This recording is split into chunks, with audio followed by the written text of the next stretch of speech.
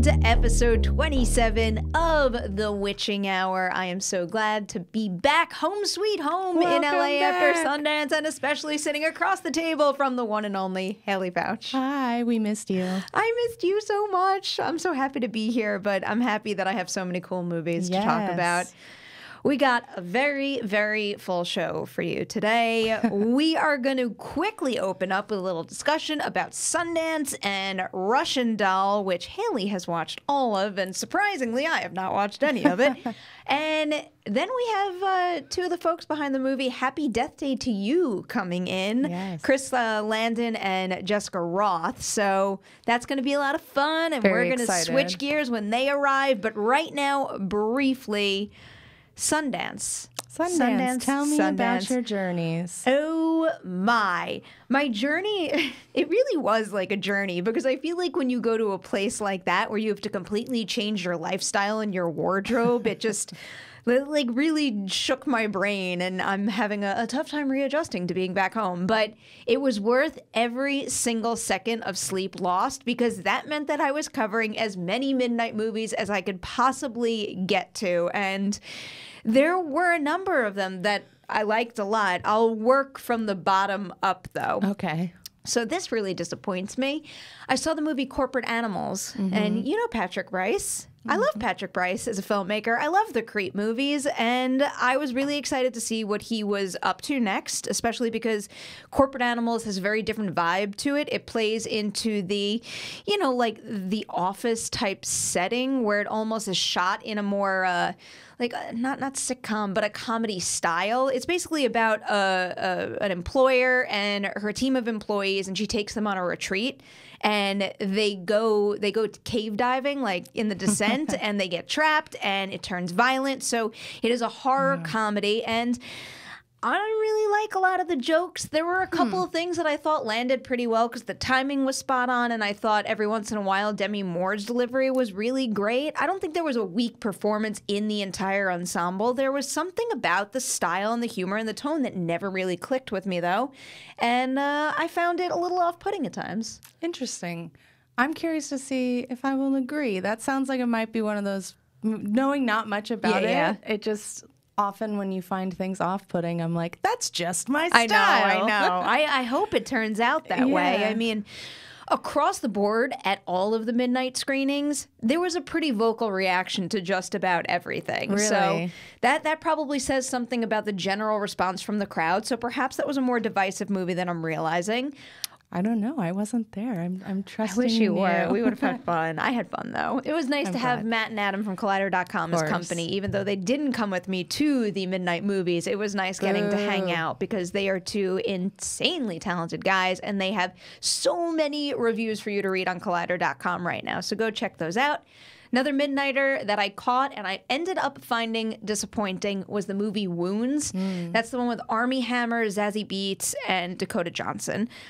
This was a cool, creepy movie. Really, really unsettling for a while, but I hate to say this because I don't think a bad ending completely takes away from all the good that might have happened before it. Yeah. But as far as whether or not I can recommend Wounds, the ending of the movie tipped the scale towards me not being able to recommend it to someone. Okay. It pretty much sucked the life out of everything they had established before, and based on one viewing at least, I wasn't able to connect the dots to the ending for the rest of what happened in the movie in a way that I found satisfying, or that made sense to me much at all. But oh my God, Armie Hammer?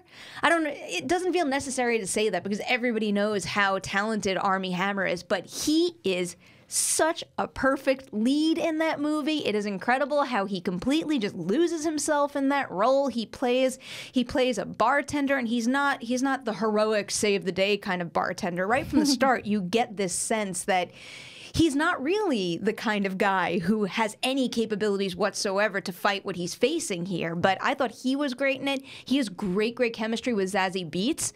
I found Dakota Johnson a little disappointing, though, and I think it might have been the nature of the role. They're in a relationship together, and that relationship is kind of on the rocks, so I understand why that didn't have the energy and the zest to it that his friendship with Zazie Beetz had. But there was just something about, like, the soft-spoken performance that I felt I found it just a little dull. And every time we cut back to her, I thought the movie lost a little bit of its energy. So Wounds was not my favorite. Okay. Working my way up the list, though, here is where I have Jennifer Kent's The Nightingale. And there's going to be a bonus episode of The Witching Hour where I get to have a 20-minute conversation with her, and she's awesome. Oh, nice. She really is wonderful. But if you saw any of the early reviews of The Nightingale out of Venice, you know that it didn't get an overwhelmingly positive response. And now that I've seen it, I can understand why. I think it is a truly phenomenal production. It is so well done. The two stars in it, which are very unfamiliar names that I'm going to look up in a minute, they're excellent in it, and the production value is through the roof because the movie is about a young woman who... So Sam Claflin steps in as a British officer, and he does terrible things to this young woman and her family. So it's basically her revenge story, and it takes you through the Tasmanian wilderness and just what they must have gone through to go through that terrain with a horse. There's a baby involved. There's blood and violence. It's just a really epic production, and I think she shoots it beautifully. The reason why I think this is getting a lot of backlash, though, is it is extremely violent. And I don't just mean bad things happen. I mean bad things happen and the camera just sits on it. Right. But I think that the two main characters, their journey calls for it. That's the reason why it's so devastating. And it's also inspired by true occurrences in that time period, in that area, atrocities that happen to real human beings. And I think when you tell a story like that, I think you kind of need to show that kind of thing. Otherwise, the journey is not going to have the same impact. So I think she justified it in the end. I heard great things about it from the people I trust. I don't... not to like draw lines between types of critics, but when a movie like that premieres at a certain type of festival, I tend to be like, all right, let's see what the genre critics say, though. I can understand that. Just to say their names out loud, which I'm probably not going to pronounce right, I'm sorry. Aisling Franciosi? Yeah. I don't know, but she's so good in it. She's so good, and so is and this guy is he's an unexperienced actor that she casted, and his name is Baykali Ganambar. But the two of them, what a pair, and what a journey those two characters go on together. Right above, so I'm going through the way I ranked them from bottom up, and right above, amidst all the other types of movies I saw there, is The Hole in the Ground, which I am especially excited to tell you about right now because our next episode of The Witching Hour is going to feature director Lee Cronin. He directed The Hole in the Ground. He made this short called A Ghost Train that I love that, Haleigh, you need to watch before he comes in. I'll find it. I really dug The Hole in the Ground. It is a simple family nightmare with a mother and a son. I love how it doesn't over-explain the mystery and just the way he captures it all. So basically what it is a mother wants to get a new start for her and her son, so they move into this secluded home, and little does she know that in the woods that's in their backyard, basically, there's this gigantic, mysterious sinkhole. One night the kid goes missing, and when she finds him again, he's not quite the same. So it's this really just like sinister, evil mystery, but there's a couple of visuals in this movie that I can't get out of my head, and another movie with really great performances. The lead actress is Shauna Kerslake, and she's someone who I think you should keep an eye on because she just has, I don't know, you know when someone just has this face and this voice that's absolutely captivating? She's not your traditional female lead in a scenario like this, and for whatever reason, I just found her presence so magnetizing.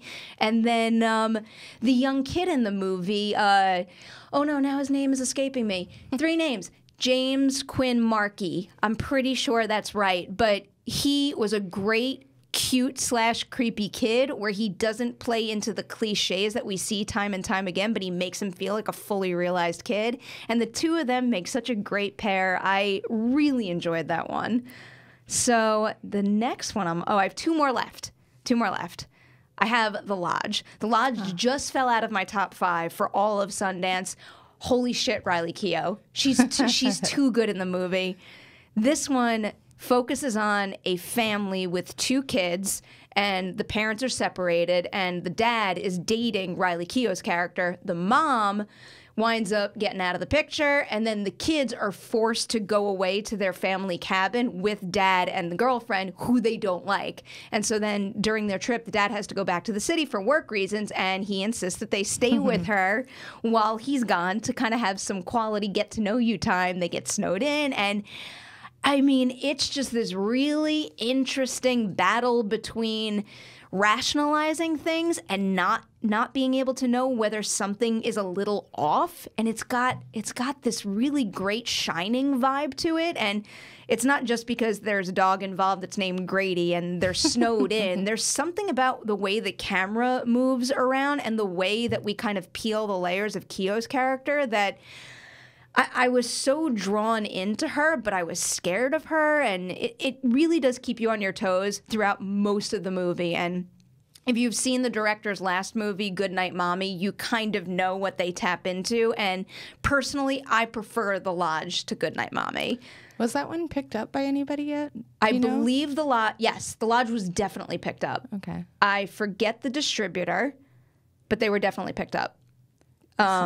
And so was my last one, actually. Oh, good.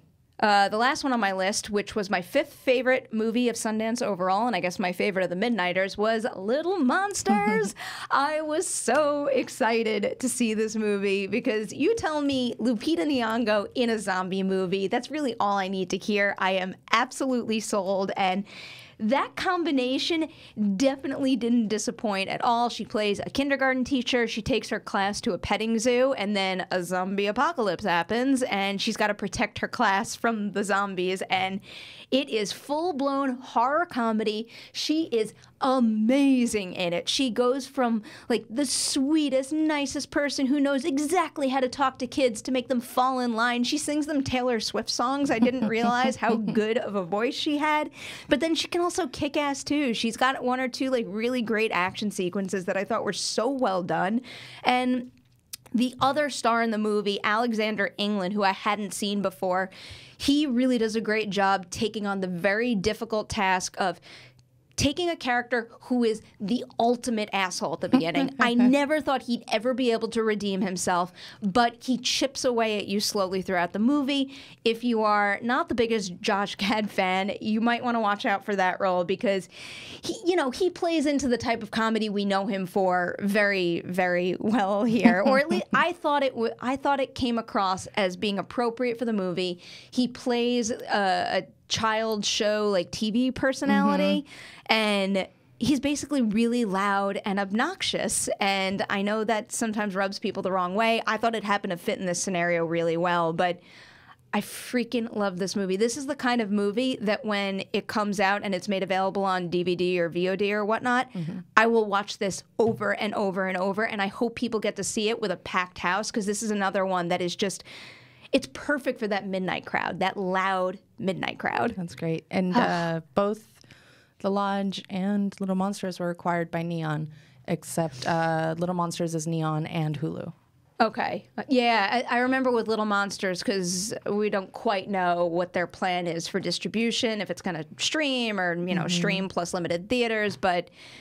That's definitely a good one, whether you're sitting at home or going to a theater to watch with your friends with a beer in hand. Okay. But Lupita Nyong'o is a damn star, and I love her. She is so talented. She is that. That was it. Sounds like a good run. That was my midnight experience at Sundance 2019, which I'm so grateful I finally had. Yay! I'm glad you finally got to go. Yeah. It's about time.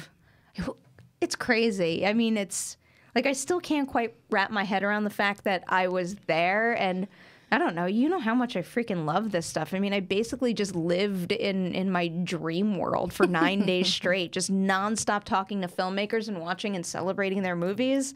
I can't think of a better way to spend 9 days of my life. Oh, that's lovely. Yeah. Your turn? You up next? My turn. Okay, so this isn't quite horror, but I wanted to discuss it in particular in this episode since we are going to talk to the Happy Death Day folks.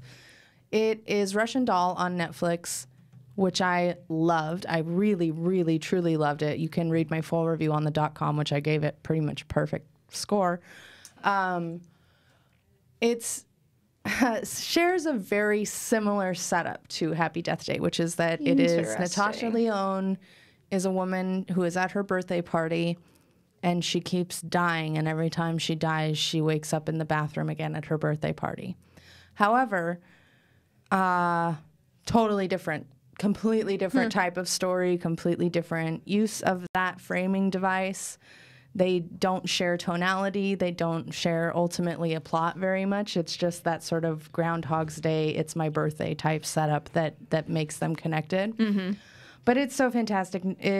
Natasha Lyonne, who stars in it and who I love and adore. Yes, I second that. Yeah, she's the best. And she always has her sort of thing that she does. You know, she's a little gruff. She's a fast talker. She's super, super New York. She co-created this show with Amy Poehler and Leslie Headland. And I love Leslie Headland, and it's perfect. It's a perfect I saw Leslie trio. Headland from afar at the film festival, and I wanted to go up to her so bad, and I didn't. Oh, Meanwhile, not to derail you here, but I also spoke to someone at Sundance who was doing her first feature. Her name is Pippa Bianco, and she made this incredible movie called Cher, and her first job in the industry was working as a PA on Bachelorette, directed by Leslie Headland. That's cool. Good people coming together. Yay. So they created it all together, the three of them, and it's sort of a perfect encapsulation of their talents. It has Leslie Headland's vulgarity and fearlessness, has Natasha Lyonne's very distinct personality. It has, and because she created this role for herself, it is perfect for her. It's the best role she's ever had. And it has Amy Poehler's sort of very wily, sly comedy that sticks with you a while afterwards, and you're still like, that was a really funny line. It's a very great combination of the three. And the reason I bring it up, even though it's not straight up horror, I do think it is worth talking about on this podcast because towards the end, it gets a little creepy. There's some creepy, haunting imagery. There's some... Oh, and all the ways she dies are, like, often quite horrible and terrifying and will make you, if you're me and neurotic, be like, oh, now I'm afraid of dying that way. Cool. I'm trying to tap into the fears I know you have. And trying to... You wouldn't guess these ones. By the way, is that a necklace or is that sword on your shirt? Oh, it's a necklace. I love that. I feel bad for our listeners who can't see it right now, but Haley's wearing a badass sword around her neck. It's a little dagger. That's super cool. Thank you. You've sold me on Russian dolls. I think it's great. I love it. And it's probably, like, it would be hard for me to imagine that it wouldn't end up being one of my favorite TV shows of the year. Good to hear. Watch it. Let me know if you agree. I will. Yes. Sold me so much so that I plan on binging over the weekend. So fingers crossed we can make some sort of bonus episode happen early next week. Ooh, I hope so. It is also a very fast binge. It is, I believe, 8 episodes that are 25 minutes each. Did not know that. That could be a game changer. Yeah. We'll have to revisit this conversation after we're done recording. Okay. Okay, so that's the very beginning of our show, but now it's time to welcome in our special guests. It is time. We are welcoming the filmmakers of A Happy Death Day to You to the studio. Christopher Landon, Jessica Rothe. Thank you guys so much for joining us today. Thank you for having us. We did it! We made it to Burbank! We are both quite pumped about this movie. Yes. Haley has seen it. I have not, so I will keep the spoiler reins on this conversation. Yes. You can't spoil it for me. No, I know I wouldn't. You don't. To start, we were wondering, because both of you have lengthy resumes at this point, is there any single project that you would attribute to or like dub your big break, something that felt like a game changer for you? Happy Death Day 1. No, I mean, I am very serious with that I think that film did so many things for me in my personal life. Chris and I are incredibly close now, but also as an artist. And I think that I got to do so much in that movie that it really kind of, it helped in a lot of ways. I guess the one before that would have been when I was in La La Land, because that was just such... That movie did so many things that we all never expected, and it feels crazy to even talk about being part of a film like that. And I just feel so grateful that I had the chance to work with Damien and Emma, and that I got to be in a musical because I've loved musicals since I was a child. So that was a dream come true. I didn't even think about the first Happy Death Day like that, but you could probably take your performance and basically tick like so many different genre boxes with that, which is kind of awesome. Well, and also Chris did such an incredible job writing this incredibly strong, complicated, multidimensional, full of heart human being who's flawed and who like farts and has sex and drinks and does all of these things. And we get to watch her go on this insane journey. And I think that the arc that she has is one that we never see for young women, especially in genre films in Hollywood. And so I feel every day so grateful and so blessed that Chris trusted me to step into her shoes and like breathe life into her. What would you go with, Chris? I think writing-wise, Disturbia. I think that was a big break for me, I guess. But as a director, I would say Happy Death Day. I directed a couple other movies before, but this one really seemed to click for people. Well, we were looking at your resume before, and it almost annoys me that it didn't click with the marked ones. I really appreciated that movie. Here's the deal. The marked ones, first of all, I loved making that movie. I worked with an amazing cast. The movie was financially very successful. But it's just I think we had reached a saturation point when my movie came out, especially in the found footage world. I just don't think that people wanted to see another found footage movie. For what it's worth now, I thought it was a solid one. Well, thank you. I appreciate it. I enjoyed it. So it was fun to make it. Fun fact, I was also editing your Scouts Guide. Oh, the stuff. No, the set I'll visit. never or the forget junket? the hours the set visit. Do you remember they had us stand on those pool steps in the most awkward interview of all time? It was the worst interview. By the way, that day was one of the worst days I've ever had on set. Oh my God. This was the day. He told me about that day. Okay, wow. quick little story. Our video village, which is where we put all the the director and the producers, and we have all of our monitors there. They had us in this like weird little corner. We were filming in this very old building in a basement next to a pool, and we had tons of extras. We had like 600 extras that day, and the room above us was the bathroom, which was just one giant trough urinal, right? Oh my God. So while we're in the middle of a shot, the ceiling cracked, and it was the urinal above us, and just like 1,000 gallons of piss just came down.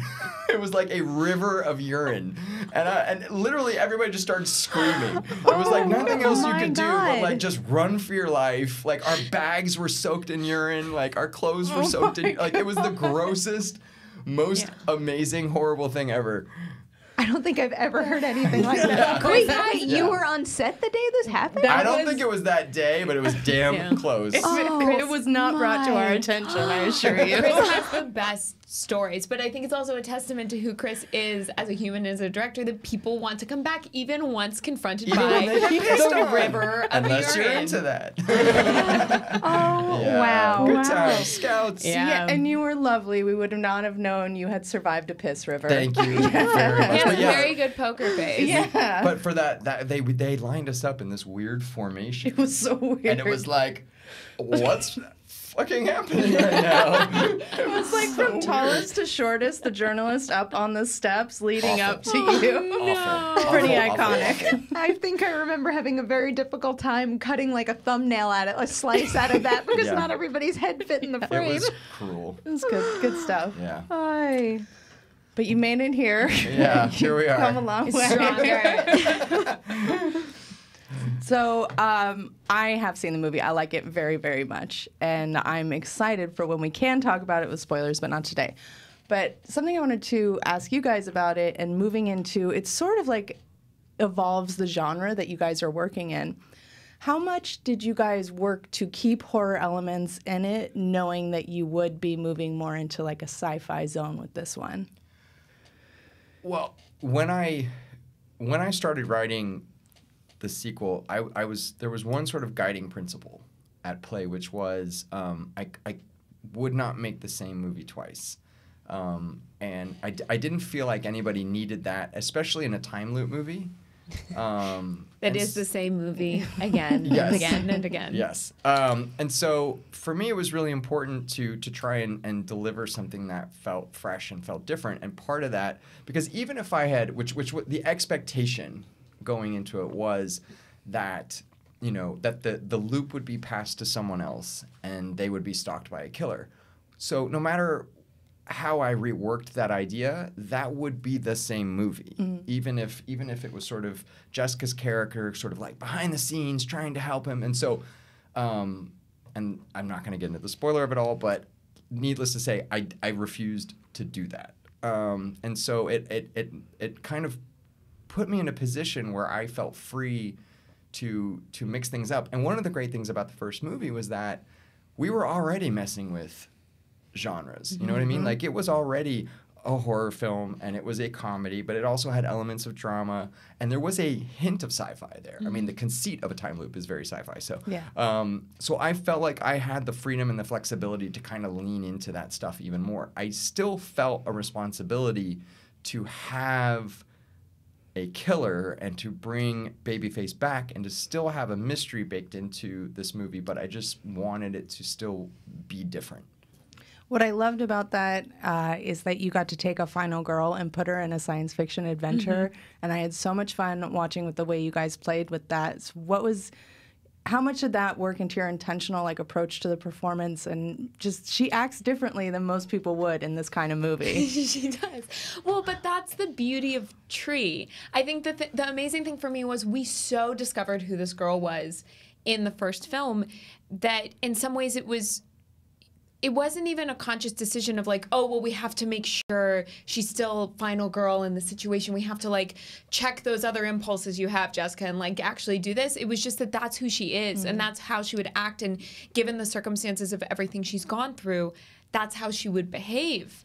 And Chris was such an amazing partner in this because at the end of the day, it always came back to, who are these characters? What are these relationships? What do these people want? So even and I think it's part of what allowed us to kind of veer off in so many wild, sometimes campy, sometimes incredibly grounded and touching and emotional circumstances, is because at the end of the day, these are just people, and like us, one moment you can be screaming and laughing, and the other you can be sobbing hysterically.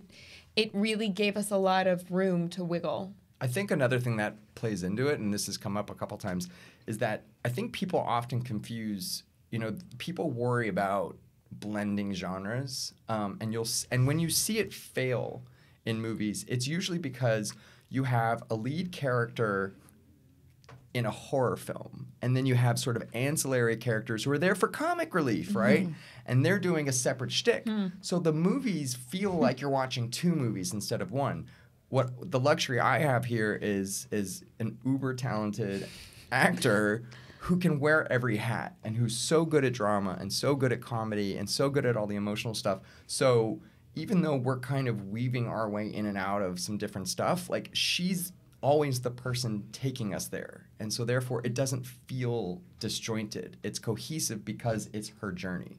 We're constantly struggling with the definition of horror and constantly struggling with whether or not to, say The Witching Hour is about horror movies, because when you're blending so many different genres, I feel like that just confines it, especially because, in the general population, I feel like if you say horror, you picture one specific thing, like a slasher or something along those lines, but it could be so much more than that. It can. I have this all the time. Sorry, what were you going to say? Oh, no, I think it's one of the beautiful things about this movie is that it expands the world. And that was the whole why make a sequel if it doesn't expand the world? And like you said, if you look at it through one lens, it's just going to limit you. It's true. It's impossible. I don't know. So I got into a debate with someone recently because they were like, no, that's crime. That's not horror. And I was like, well, that makes me feel pretty horrifying things. And how is Silence of the Lambs horror if that's a crime story and that's not? And they didn't have an answer. So these people are just making up rules. They don't even have What's answers. Their number? Yeah. What's their address? I'm blasting them. Was it at all surprising for the two of you when the first one came out and it was such a hit? Do you immediately look at opening day and you're like, oh, we're good now?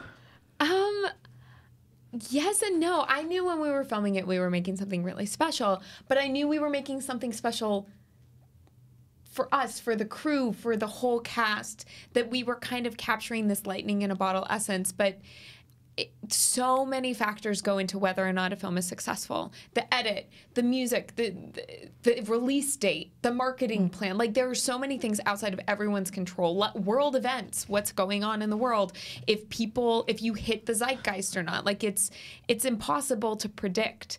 And so I was just so delighted and so overwhelmed and so unbelievably grateful that people got what we did and liked it. And I was home with my parents. My dad kept on pulling up like numbers. I was like, you have to stop doing this. I'm gonna freak out. But it was a really fun way to experience it. And I just couldn't have been more over the moon. It was pretty cool. Yeah. I don't know. Yeah. I mean, you to her point, you never know how anything, what the outcome is going to be. And but we had a wonderful time making this movie. We had a lot of fun. We became best friends. Yeah. Like, all these great things happened along the way.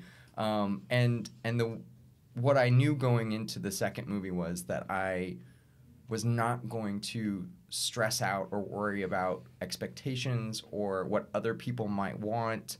And we really kind of stuck to our guns again and sort of tried to put ourselves back into the first movie, in the sense of, we're just going to make something that we think is cool and that we think is fun, and people are either going to get it or they won't. How is it working with companies like Blumhouse and Universal with that mentality? Because we all know the sequel pressures that typically come when you have a great first movie.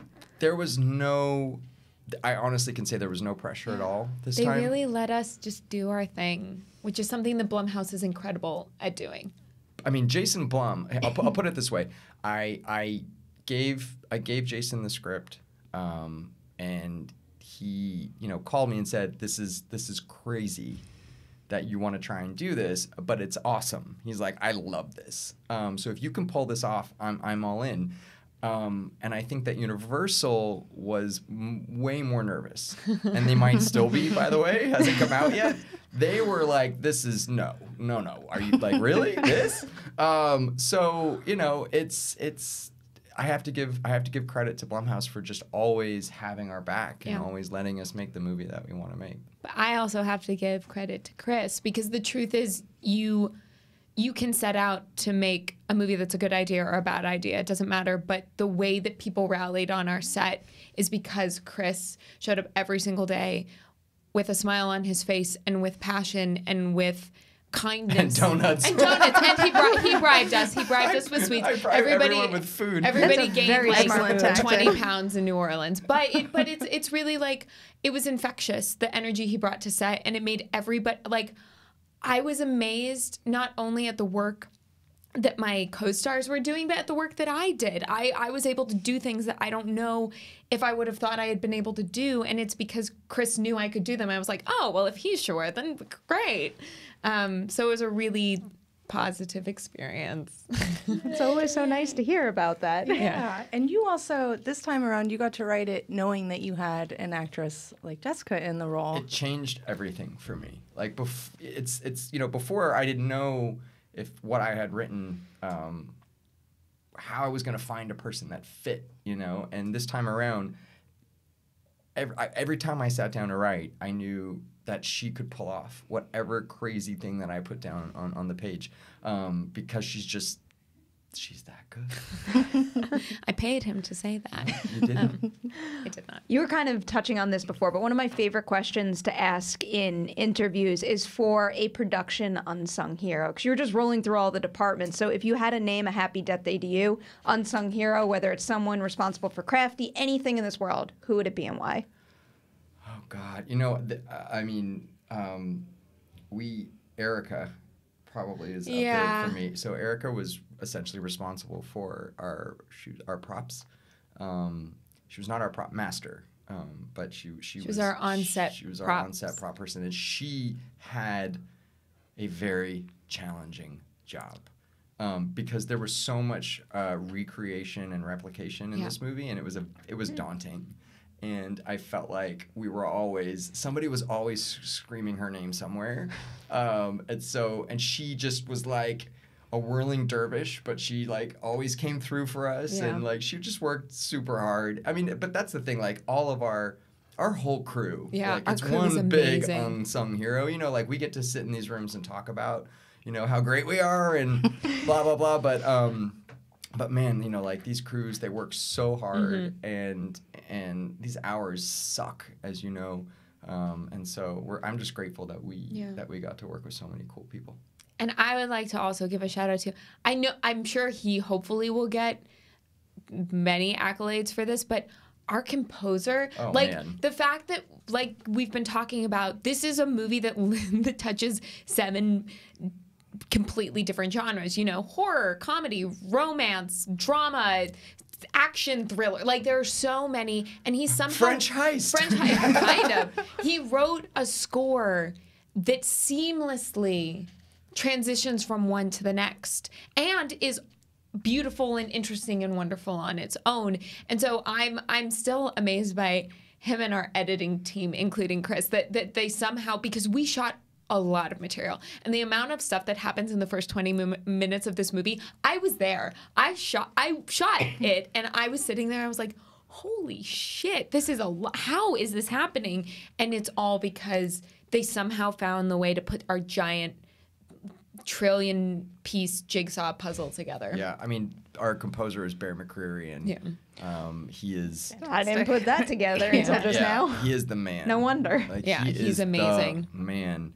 I should have said his name. And also, he's the kindest person in the world to work with too. Like, he's just like he's one of those people, and I hope that this is sort of my aura. Like, his passion and excitement for what he does is so infectious, that you walk into his studio and you're just like, this is a guy who's so incredibly happy with what he does, and it shows. Have you ever worked on a set where everybody around you treats it like work? Because it's so inspiring to hear that you guys got along so well, and I'm a firm believer that if you're going to give your life over to making a movie for X amount of weeks or months, it's not a job. You need to feel like you're a family forming for this.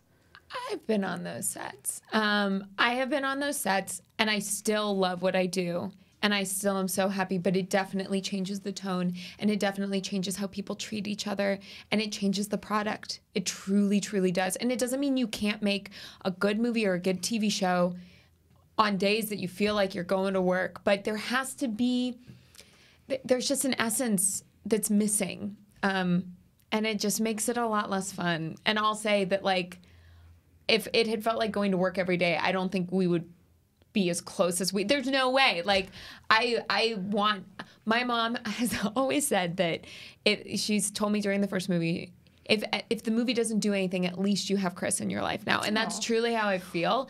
And if it was work, I wouldn't feel that way. Yeah, I mean, we have been very fortunate. But I had a great learning experience a long time ago. I was on a lot of music video sets. It was a job that I had. And I watched a lot of directors. And this was also like, you know, sort of like heyday of of music videos where they were like big budgets and stuff. And I really studied the directors and how they conducted themselves on set.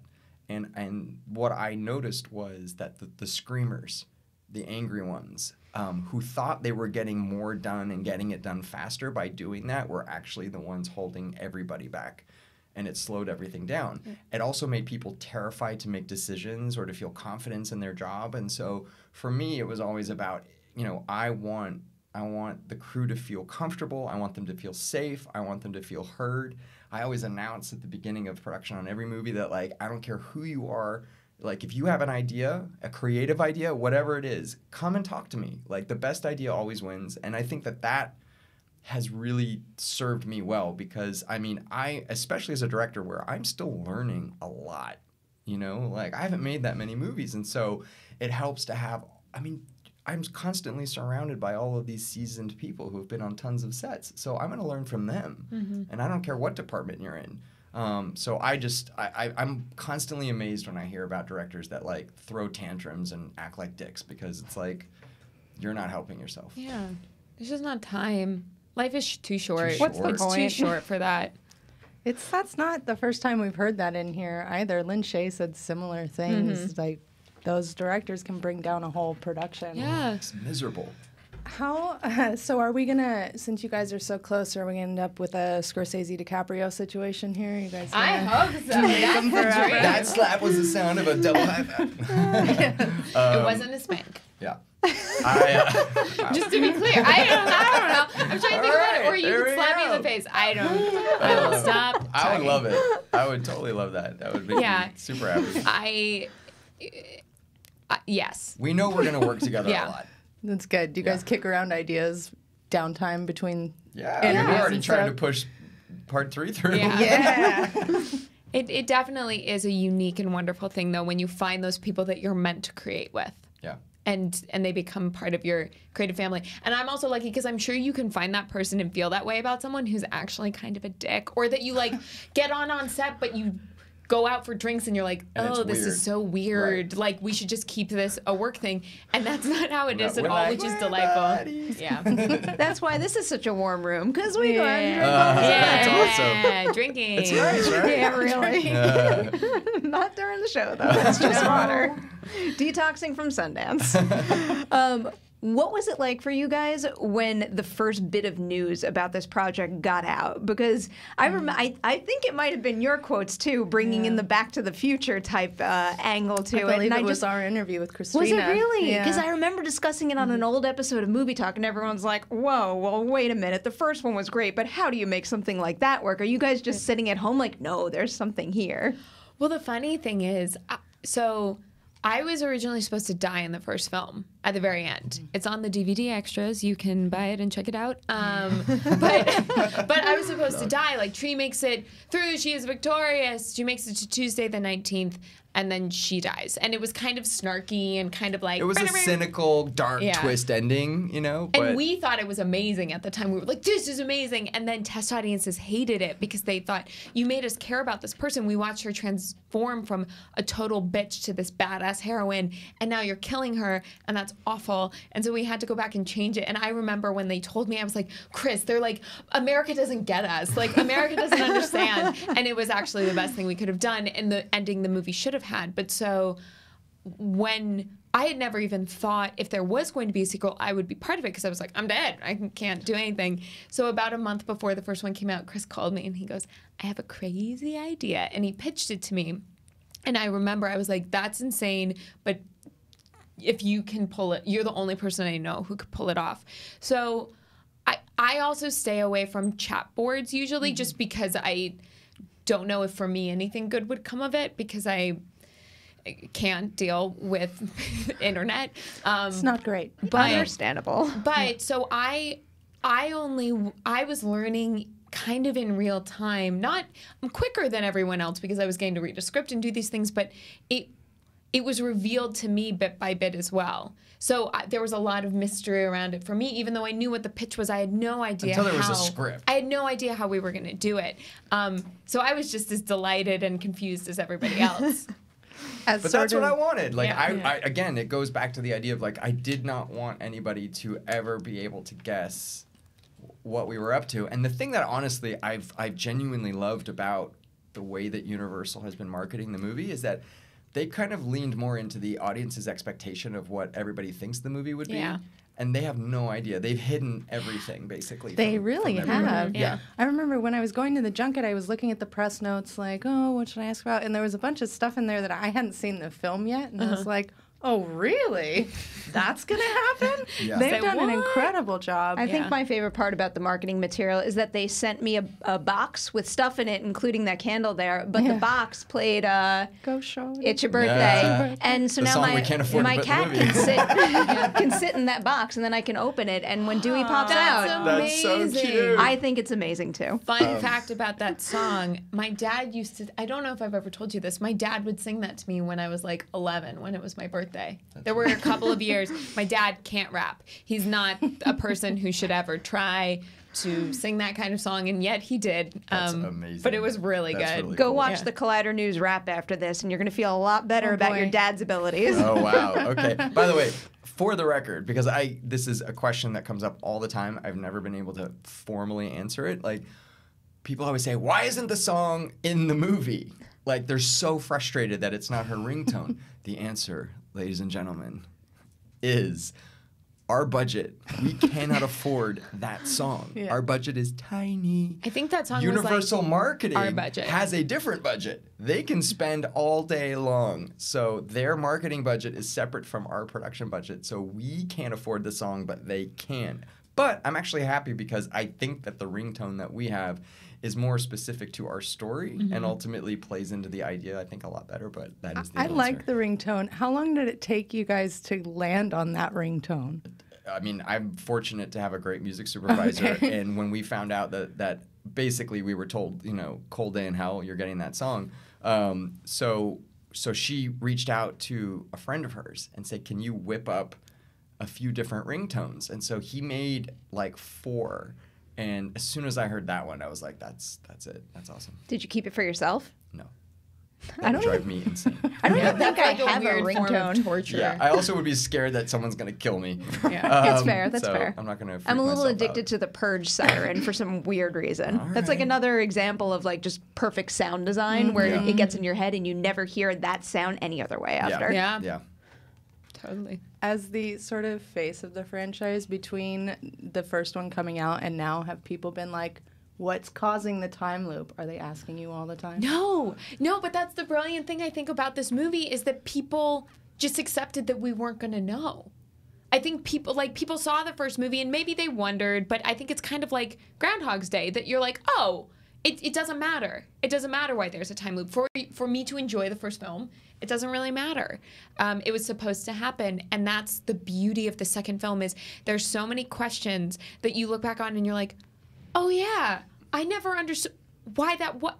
Oh, that's the thing. That's insane, and that was so much fun for us as well because, as I said, we shot the first one without knowing or intention of shooting a sequel, and so all of the callbacks to the first film are things that he just figured out and like found in his genius brain and picked them out like tiny little gems and made this roadmap for us, and it's I'm still amazed by it. What was it like when you guys found out you were moving to a February release date? Oh, I was super into it.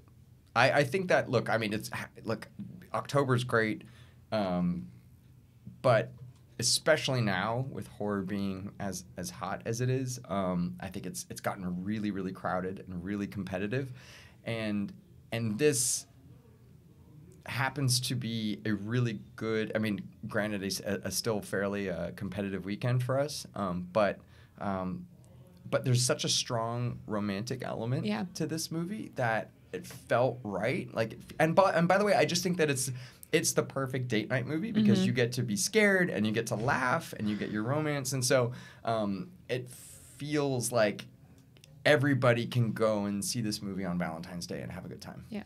It really does appeal to everyone. And then when you're scared or pretending to be scared, you can grab your date's hand or bury your face in their shoulder. I mean, come on. It's just about proximity. Let's just snuggle up. And our movie does that.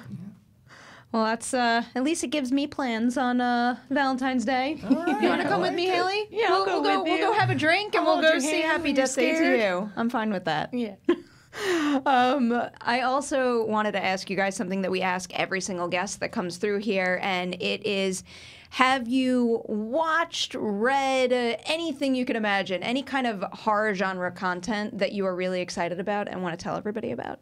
Whether it's a book, TV show, movie, you name it. I have a couple things because I'm obsessed with everything. Haunting of Hill House was my obsession. And that was Solid when we were choice. in New Orleans. And we were all, like, our whole crew, because we did a couple days of reshoots, and so everybody kind of got into it. I'm a huge Mike Flanagan fan, and I thought it was like a masterclass. Like, I was so blown away, not by just the sort of the scares and how elegantly structured the show was, but also how well he captured what being a part of a broken family feels like.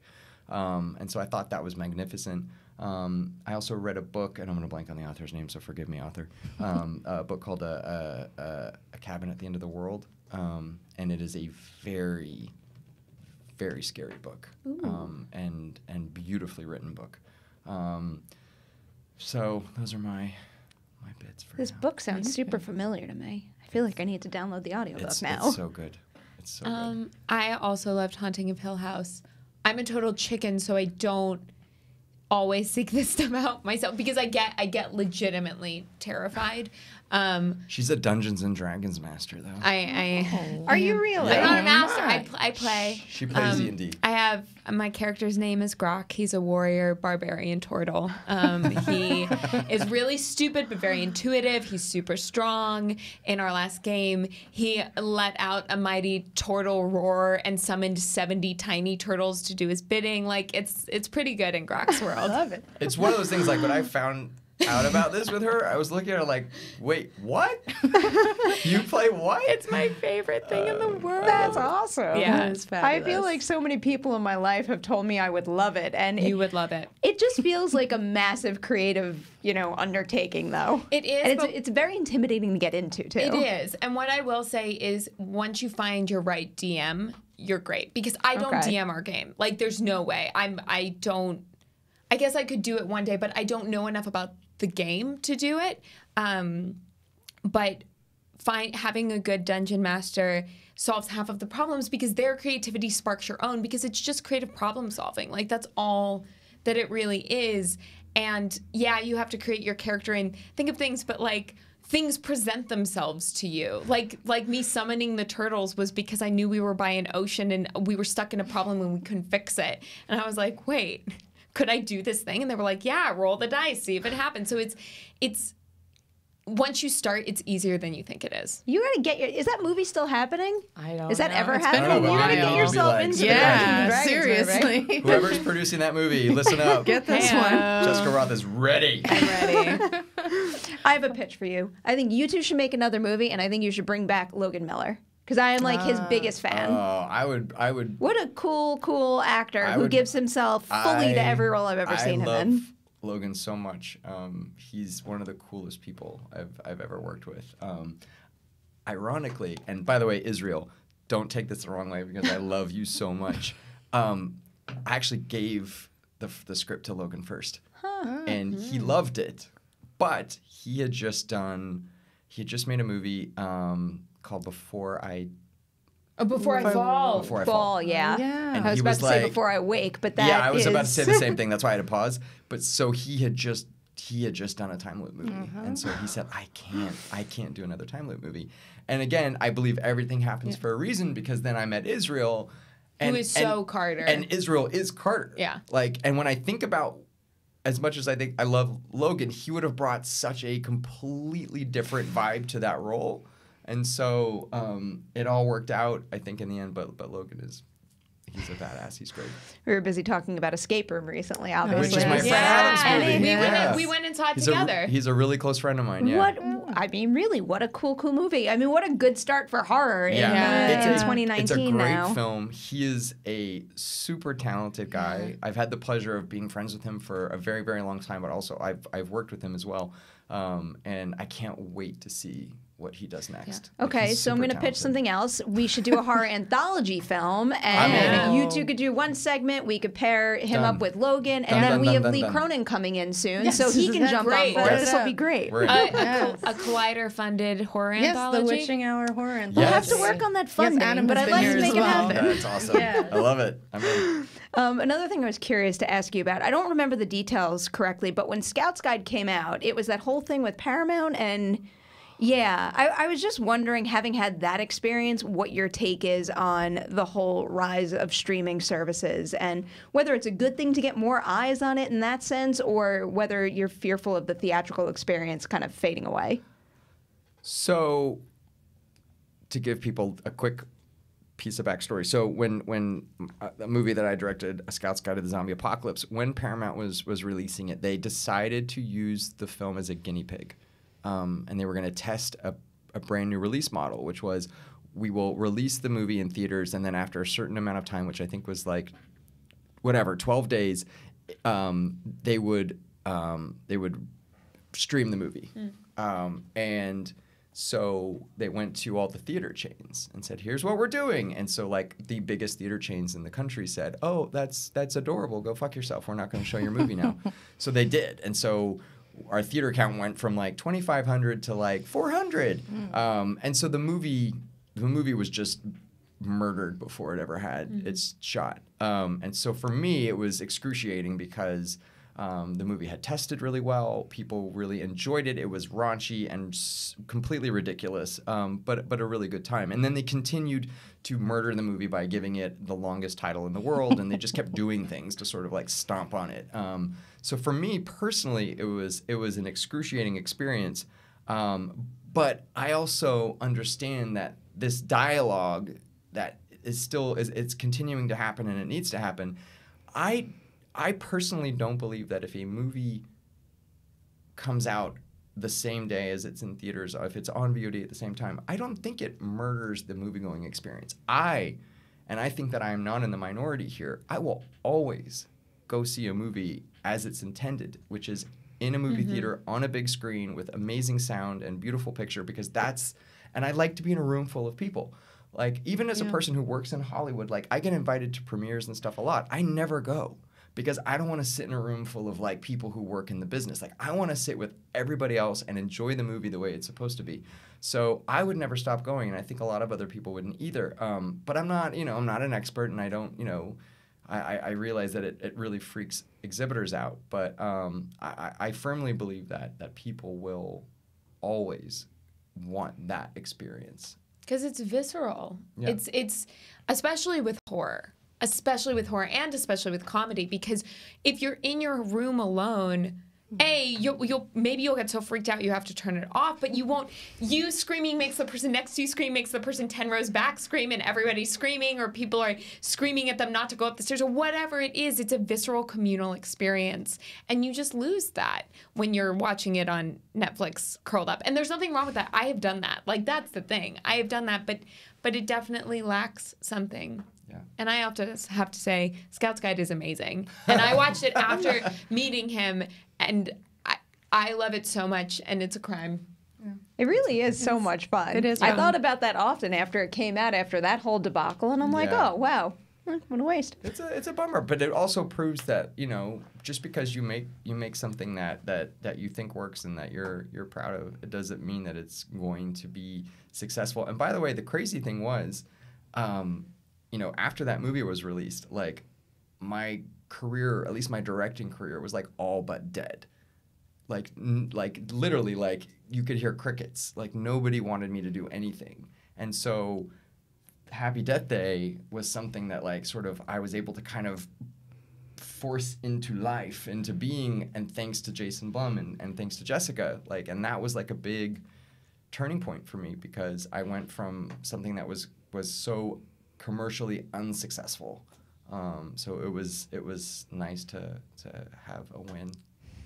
Oh, glad you pushed so hard for that, because I love the first one. I can't wait to see this new one. Hopefully Haleigh will join me on Valentine's Day weekend, and we'll have a couple of drinks. Yes. Hopefully I'll get to see it before then too, so I could see it again over the weekend, and we can piece everything together and do a spoiler review. There are a lot of Easter eggs. For the Easter eggs. There are That's a lot right. of Easter eggs. I knew it. There are a ton of film reference Easter eggs because he is an encyclopedia of knowledge about movies, but there are also, once you see what the twisties are, there are a lot of visual Easter eggs. Yeah. Ooh. That was a good way to put that. Thank you for helping me out. You just made the face like you know everything, and now I'm getting so curious. Yeah, well, you said no spoilers at all, like even what the you're movie's awful. about. Before we sign off, I want to say thank you guys so much for joining us today. Thank you. Is there Thank you, guys. anywhere on the internet, social media, or anything that you want people to check out?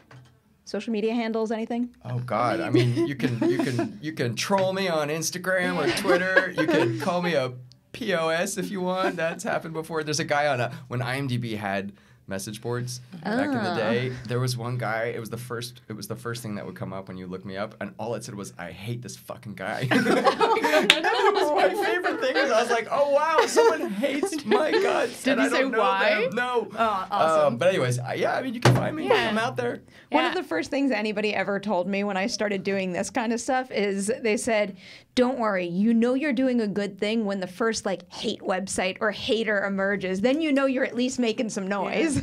It's true.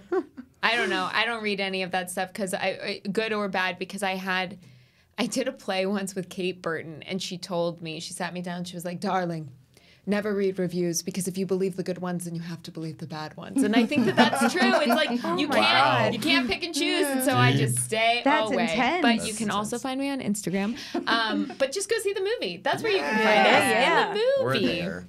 And Haleigh, where can everyone find you? You can find me on Instagram at Haystack McGroovy. You can find me on Twitter at Haleigh Fouch, and on Collider, where I have a number of interviews running with these lovely folks.